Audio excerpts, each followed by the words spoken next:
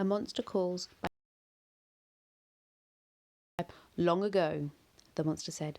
Before this was a town with roads and trains and cars. It was a green place. Trees covered every hill and bordered every path. They shaded every stream and protected every house, for there were houses here even then, made of stone and earth. This was a kingdom. What? Connor said, looking around his back garden. Here? The monster cocked his head at him curiously. Have you heard of it? Not a kingdom around here, no, Connor said. We don't even have a McDonald's. Nevertheless, continued the monster, it was a kingdom, small but happy, for the king was a just king, a man whose wisdom was born out of hardship. His wife had given birth to 4 strong sons, but in the king's reign he had been forced to ride into battles to preserve the peace of his kingdom.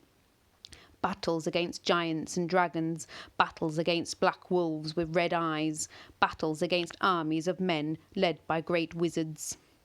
These battles secured the kingdom's borders and brought peace to the land, but victory came at a price. One by one, the king's 4 sons were killed by the fire of a dragon, or the hands of a giant, or the teeth of a wolf, or the spear of a man. One by one, all 4 princes of the kingdom fell, leaving the king only one heir, his infant grandson. This is all sounding pretty fairy tale-ish, Connor said suspiciously. You would not say that if you had heard the screams of the man killed by a spear, said the monster, or his cries of terror as he was torn to pieces by wolves. Now be quiet.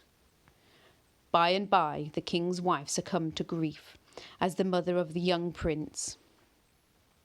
The king was left with the only child for company, along with more sadness than one man should bear alone. I must remarry, the king decided, for the good of my prince and of my kingdom, if not for myself. And remarry he did, to a princess from a neighbouring kingdom, a practical union that made both kingdoms stronger. She was fair and young, and though perhaps her face a bit hard and her tongue a bit sharp, she seemed to make the king happy. Time passed. The young prince grew until he was nearly a man, coming within 2 years of his 18th birthday that would allow him to ascend to the throne on the old king's death. These were happy days for the kingdom. The battles were over, and the future seemed secure in the hands of the brave young prince. But one day the king grew ill. Rumour began to spread that he was being poisoned by his new wife.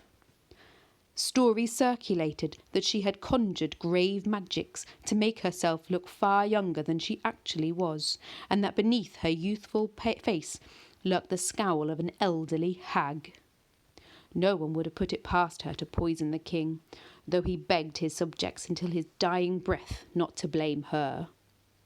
And so he died, and still a year before his grandson was old enough to take the throne. The queen, his step-grandmother, became regent in his place and would handle all affairs of state until the prince was old enough to take over. At first, to the surprise of many, her reign was a good one. Her countenance, despite the rumours, was still youthful and pleasing, and she endeavoured to carry on ruling in the manner of the dead king. The prince, meanwhile, had fallen in love. I knew it, Connor grumbled. These kinds of stories always have stupid princes falling in love. He started walking back to the house. I thought this was going to be good. With one swift movement, the monster grabbed Connor's ankles in a long, strong hand and flipped him upside down, holding him mid-air so his t-shirt rucked up and his heartbeat thudded in his hand. As I was saying, said the monster. The prince had fallen in love. She was only a farmer's daughter, but she was beautiful and also smart, as the daughters of farmers need to be, for farms are complicated businesses. The kingdom smiled on the match. The queen, however, did not. She had enjoyed her time as regent and felt a strange reluctance to give it up. She began to think that perhaps it was best that the crown remained in the family, and that the kingdom be run by those wise enough to do it. And what would be better solution than for the prince to actually marry her? That's disgusting, Connor said, still upside down. She was his grandmother. Step-grandmother, corrected the monster. Not related by blood, and to all intents and appearances a young woman herself. Connor shook his head, his hair dangling. That's just wrong. He paused a moment. Can you maybe put me down? The monster lowered him to the ground and continued the story.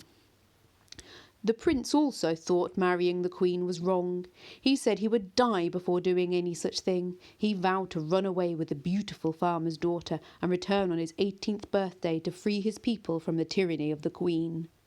And so one night the prince and the farmer's daughter raced away on horseback, stopping only at dawn to sleep in the shade of a giant yew tree.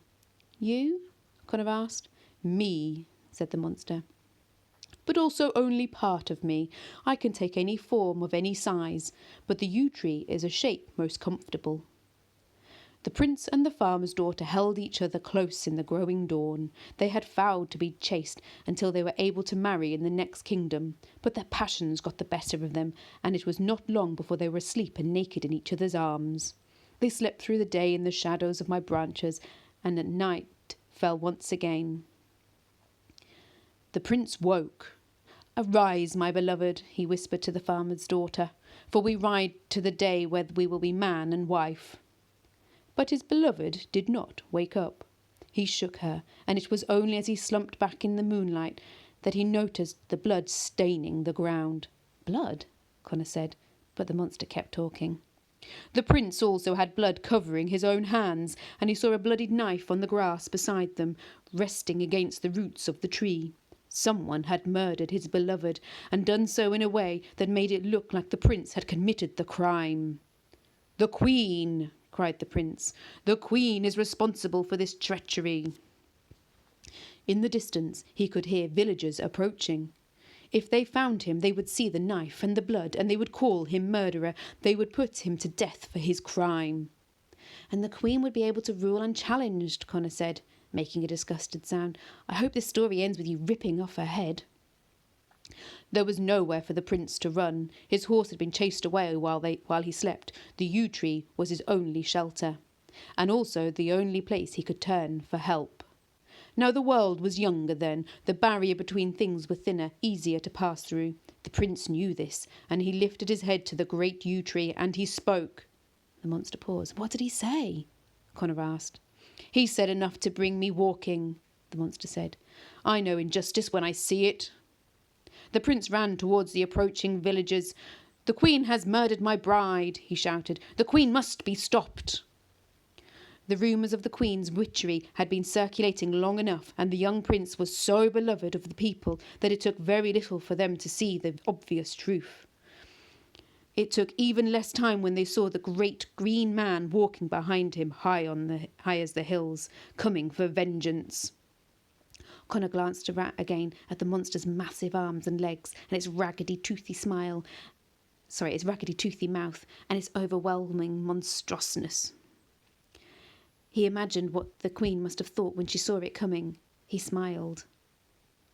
The subjects stormed the queen's castle with such fury that the stones of its very walls tumbled, fortifications fell, and ceilings collapsed. And when the queen was found in her chambers, the mob seized her and dragged her to the stake right then to burn her alive. Good, said Connor. He looked up at his bedroom window where his grandmother slept. I don't suppose you can help me with her? He asked. I mean, I don't want to burn her alive or anything, but just maybe. The story, said the monster, is not yet finished.